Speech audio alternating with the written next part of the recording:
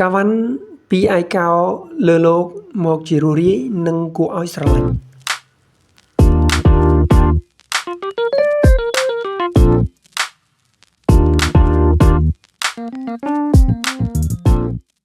បាទគ្រប់ជំរាបសួរបងប្អូនប្រិយមិត្តទាំងអស់គ្នា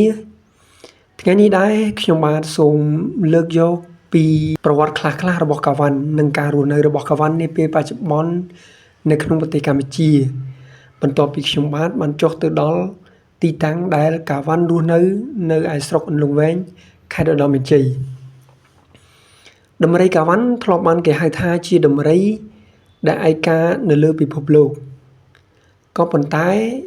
យើងងាកមកមើលស្ថានភាពបច្ចុប្បន្នវិញការរស់នៅរបស់កាវ៉ាន់នៅក្នុងប្រទេសកម្ពុជាធ្វើឲ្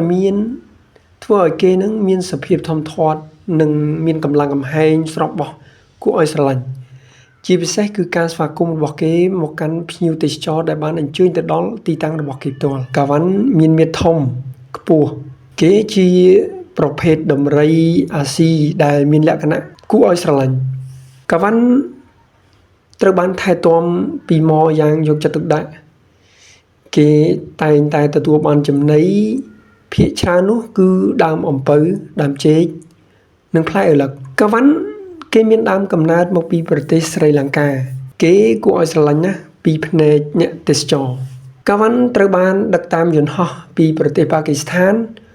មកកាន់ខេត្តសៀមរាបប្រទេសកម្ពុជានៅរសៀលថ្ងៃទី30ខែវិច្ឆិកាឆ្នាំ2020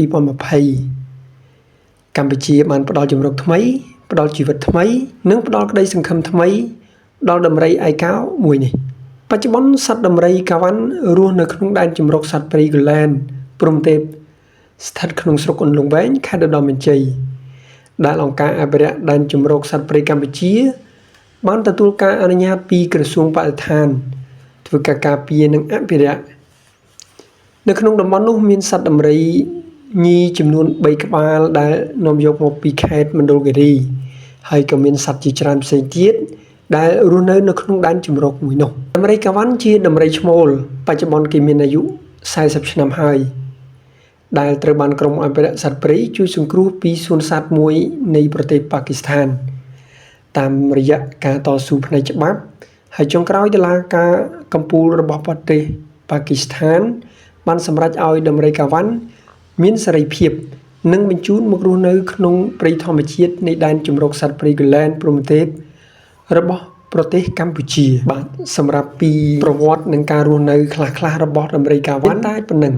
ខ្ញុំបាទសូមអរគុណសូមជម្រាបលាយ៉ាងណាប្រសិនបើបងប្អូនចូលចិត្តរាល់ការធ្វើវីដេអូរបស់ខ្ញុំបាទកុំភ្លេចចុច Subscribe Channel YouTube និង Follow Page Facebook TikTok របស់ខ្ញុំបាទម្នាក់មួយផងហើយយ៉ាងណាដែរចំពោះវីដេអូមួយនេះបងប្អូនអាច comment នៅខាងក្រោមវីដេអូនេះបានអរគុណច្រើនជម្រាបលាបាយ